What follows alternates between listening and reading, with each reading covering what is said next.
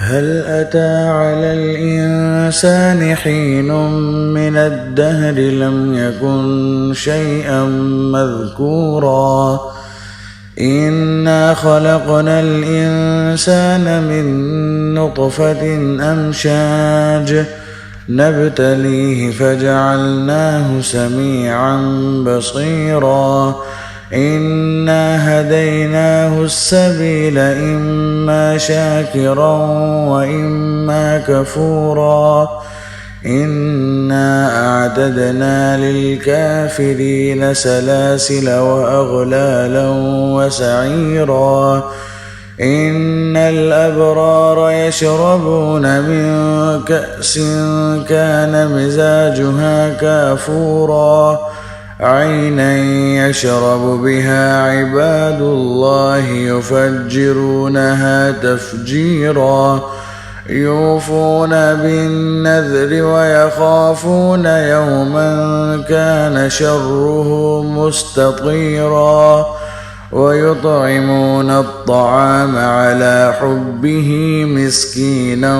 ويتيما وأسيرا إنما نطعمكم لوجه الله لا نريد منكم جزاء ولا شكورا إنا نخاف من ربنا يوما عبوسا قمطريرا فوقاهم الله شر ذلك اليوم ولقاهم نضرة وسرورا وجزاهم بما صبروا جنة وحريرا متكئين فيها على الأرائك لا يرون فيها شمسا ولا زمهريرا ودانية عليهم ظلالها وذللت قطوفها تذليلا ويطاف عليهم بآنية من فضة وأكواب كانت قوارير من فضة قدروها تقديرا ويسقون فيها كأسا كان مزاجها زنجبيلا عينا فيها تسمى سلسبيلا ويطوف عليهم ولدان مخلدون إذا رأيتهم حسبتهم لؤلؤا منثورا وإذا رأيت ثم رأيت نعيما وملكا كبيرا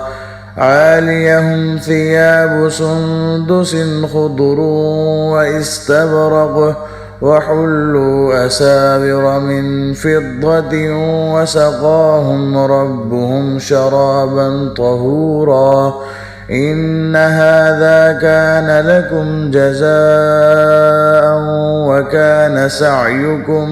مشكورا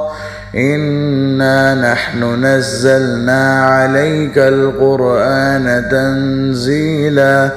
فاصبر لحكم ربك ولا تطع منهم آثما أو كفورا واذكر اسم ربك بكرة وأصيلا ومن الليل فاسجد له وسبحه ليلا طويلا إن هؤلاء يحبون العاجلة ويذرون وراءهم يوما ثقيلا نحن خلقناهم وشددنا أسرهم وإذا شئنا بدلنا أمثالهم تبديلا إن هذه تذكرة فمن شاء اتخذ إلى ربه سبيلا وما تشاءون إلا أن يشاء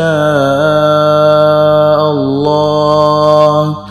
إن الله كان عليما حكيما يدخل من يشاء في رحمته والظالمين أعد لهم عذابا أليما.